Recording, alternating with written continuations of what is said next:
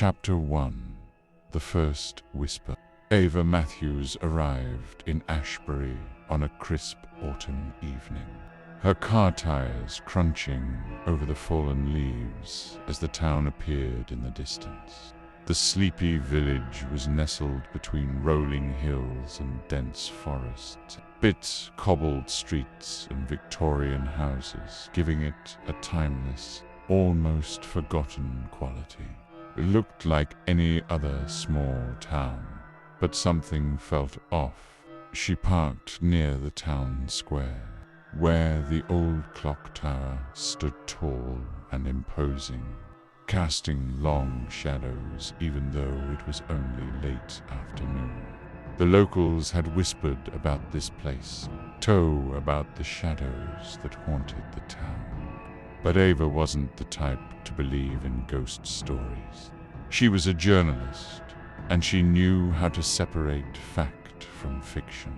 But when she stepped out of her car, a chill ran through her that wasn't from the cold breeze. Something in the air was different. It felt heavy, like the earth itself was holding its breath.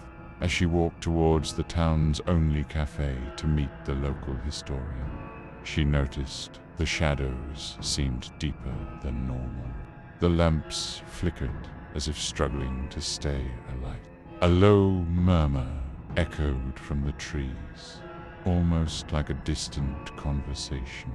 But the streets were empty, save for a few stray cats darting between alleyways. Probably just the wind, she muttered to herself, trying to brush off the unease that had settled in her chest.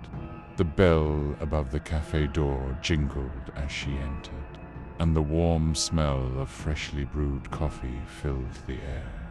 The historian, Edward Bellamy, sat at a corner table, his wiry frame hunched over a cup, his eyes hidden behind round spectacles. He was the last person to speak publicly about the town's strange occurrences. "Ah, Miss Matthews," Edward greeted with a tired smile. "I see you've arrived.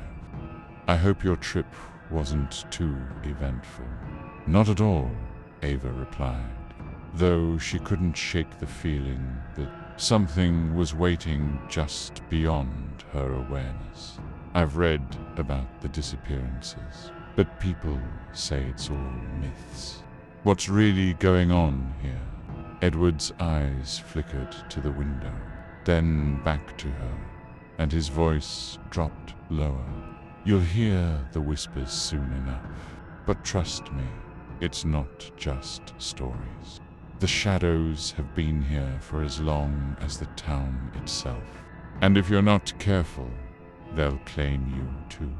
Ava scoffed, but a strange sense of dread settled in her gut. "Shadow? What are you talking about?"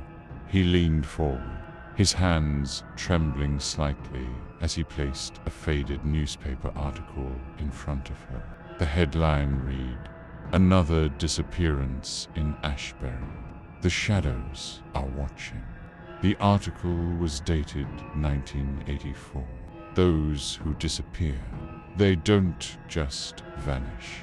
They're taken by the shadows. They leave nothing behind but a faint echo, a whisper. Edward's voice was barely a murmur now. Ava's eyes scanned the article.